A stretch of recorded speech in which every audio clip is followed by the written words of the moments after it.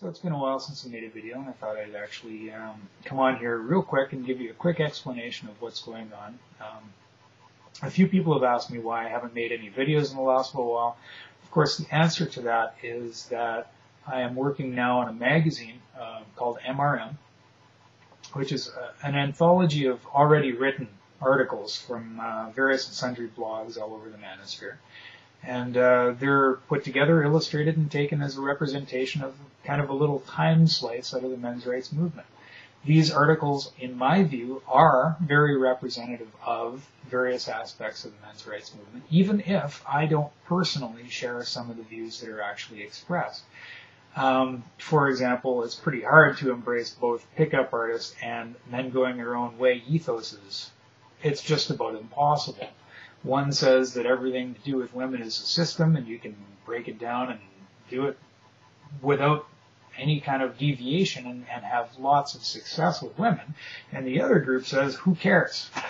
So there's really not much point to trying to reconcile the two. However, it's a big tent. There's a lot of people out there that actually embrace this side of the scale way more than they embrace that side, and vice versa.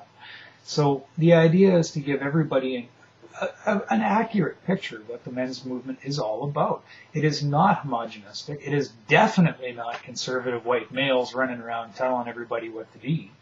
That particular mischaracterization is essentially just a racist and sexist slur by feminists against men's rights movement activists, because they really have nothing to say that refutes pretty much everything that the men's movement is basically positing. Feminism and feminists have very little, if anything, to complain about these days. In fact, most of their time seems to be spent on refuting and obfuscating and trying to get in the way of men's activists from getting any kind of justice whatsoever. It is a hate movement. I think that much is given, and that particular theme runs through most of the articles that you see. I don't think it's any secret whatsoever that the men's rights movement is done in response to the feminist movement, which was maybe at one point in time somewhat egalitarian. However, it was pretty early. It was co-opted by a bunch of nut-job lesbian feminists who decided that all men oppressed all women, and that became patriarchy theory, and that became the basis for every flavor of feminism alive today. And that means every single person that calls himself a feminist does prescribe, or they do prescribe to this particular ideology. Now,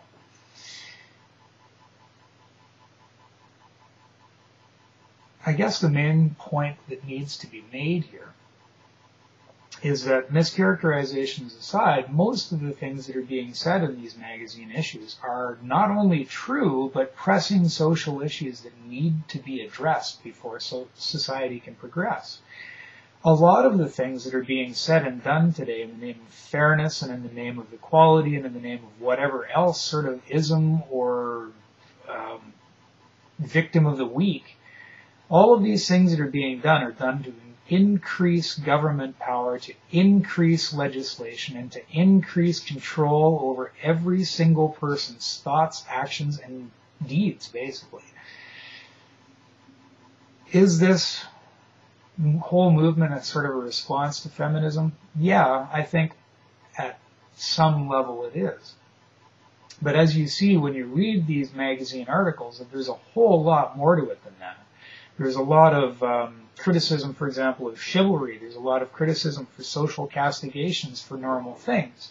There's a lot of criticism of nanny statism. There's a lot of criticism of a lot of things that aren't even in any way, shape, or form related to feminism. And in a lot of these cases, these things are actually only tangentially related to feminism. So I think it's important that people read this. I really hope you do. The link is up that way, over there.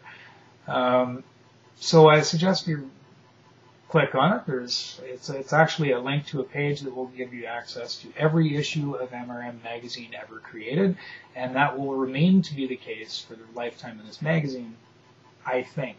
So if you want to bookmark that page and go back every once in a while and check, that would be fine.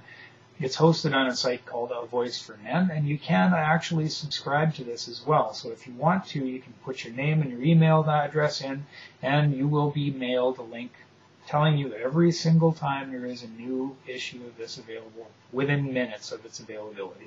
So check it out, see what you have to say, see what you think, make some comments. Heck, send an email to the magazine's email address, and maybe we'll put you in a letters section or something like that. We'll see what happens. Anyway, enjoy yourself, have a good day, and I really hope that you have a good time checking out